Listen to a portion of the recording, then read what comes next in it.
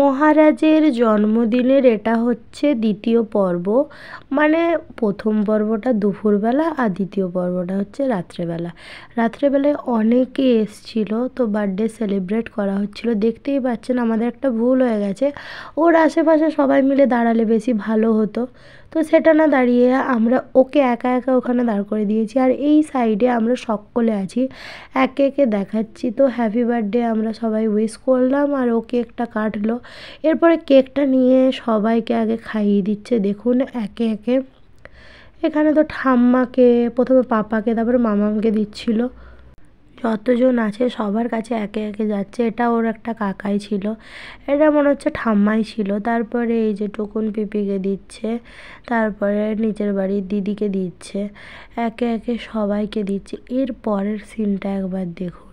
এর পরের সিনটা দেখলেই বুঝতে পারবেন যে এটা কি হচ্ছে। এটা হচ্ছে ভাই দাদাইকে দিয়ে দিচ্ছিল, মানে আমার জেঠু হয়, ভাইয়ের দাদাই হয়। এরপরে এই যে হাতটা, এটা হচ্ছে আমাকে দিচ্ছিল। মানে আমি আর নিজের দিকে ক্যামেরাটা ঘোরানোর কোনো সময় পাইনি, যে আমিও ভাইকে একটু খাইয়ে দিলাম।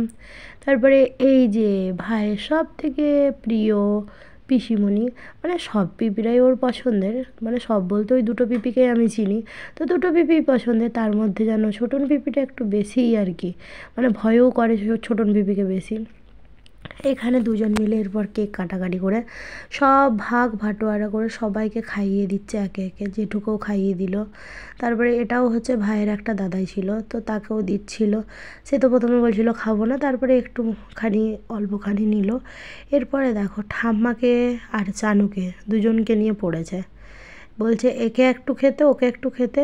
তো কেউ খাচ্ছে না, যখন দেখছে তখন জোর করে চানুকে একটু দেওয়ার চেষ্টা করলো, তো চানু খেলো না। ঠাম্মা চানু একটু করে নিল। তারপরে মোটামুটি এখন আমাদের কেক খাওয়া দাওয়া সব কিছু কমপ্লিট হয়ে গেছে। এখানে আমাদের ছবি তোলা চলছে, কারণ ওই ভিডিওতে দেখালাম, দেখতেই পেলেন। ও যখন কেক কাটছিল আমরা ওর সামনে গিয়ে কেউই দাঁড়ায়নি, মানে এটা ভুলে গেছি, আমরা সবাই এই সাইডে চলে এসেছিলাম। এখানে ছবি তোলাতে দেখতে পাচ্ছেন মানে 5 জন একদম, ও পিছনে আর একজন আছে, 5টা 6টা ক্যামেরা, 6টা মোবাইল নিয়ে। আর আমার হাতে তো ছিলই, আমি ভিডিও বানাচ্ছিলাম। মানে ও আজকে তো সেলিব্রিটি ছিল, ওকে বলা হয়েছে একটু সোজা হয়ে দাঁড়াও, ও আবার হিলে দাঁড়াচ্ছে কেন ভগবান জানে। আসলে সেই রাত্রি 12টা থেকে উঠেছে, ওর রাত্রেবেলায় ও পার্টি চলছিল, ওর ছোট্ট করে একটা কেক কাটা হয়েছিল।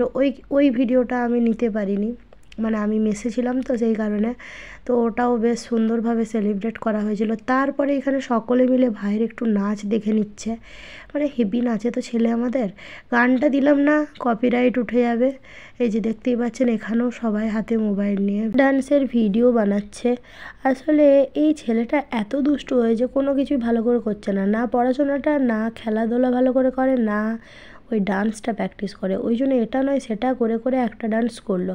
তারপরে আলটিমেটলি আমাদের সকলেরই মানে খিদে পেয়ে গিয়েছিলো, তো আমরা খাবার খেতে বসে গেছি। রাতও হচ্ছিলো, বাড়ি যেতে হবে। ওইটা ছিল লাচ্ছা পরোটা আর চানা পনির। তারপরে ছিল এই যে পোলাও আর চিকেন কষা।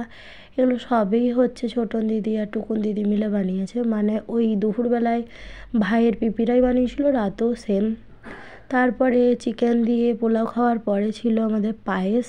পায়েসটা তো বেশ ভালো হয়েছিল, চাটনিটা নিয়ে তো কোনো কথাই হবে না। আর ছিল পাঁপড় ভাজা। ও পাঁপড়টা আমি আবার ভেজেছিলাম, আমাকে দেওয়া হয়েছিল পাঁপড় ভাজতে, আমি 2টো প্যাকেটে যা পাঁপড় ছিল সবই ভেজে দিচ্ছিলাম। যাই হোক একবার জিজ্ঞেস করেছিলাম বলে কয়েকটা বেঁচে ছিল, নইলে ওগুলোও দিতাম ভেজে। তারপরে এখানে গুড়ের রসগোল্লা, এটা শীতকালের একটা মহান খাদ্য। এরপর ভাইকে টাটা করে আমরা বেরিয়ে যাচ্ছিলাম, তো খুব বায়না ধরেছিল যে আজকে থাকতেই হবে থাকতেই হবে এই করে। তারপরে ওইদিকে তো ছোটন দিদি আগেই চলে গেছে চানুদের সাথে। আর এখানে দাদা আমাকে টুকুন দিদিকে ছেড়ে দিচ্ছিল, টুকুন দিদিকে কেন্দ্রাটিতে ওর বাড়িতে, আর আমাকে হচ্ছে মেসে। তো যাই হোক যা ঠান্ডা ছিল, মানে বীভৎস ঠান্ডা, আমরা কিসকিসা হয়ে বাইকের মধ্যে বসেছিলাম। ভিডিওটা ভালো লাগলে অবশ্যই চ্যানেলটাকে সাবস্ক্রাইব করবেন, লাইক করবেন ভিডিওটা, আর পারলে শেয়ার করে দেবেন। সকলে ভালো থাকবেন, সুস্থ থাকবেন। তো এই ভিডিওটা এতটাই, টাটা।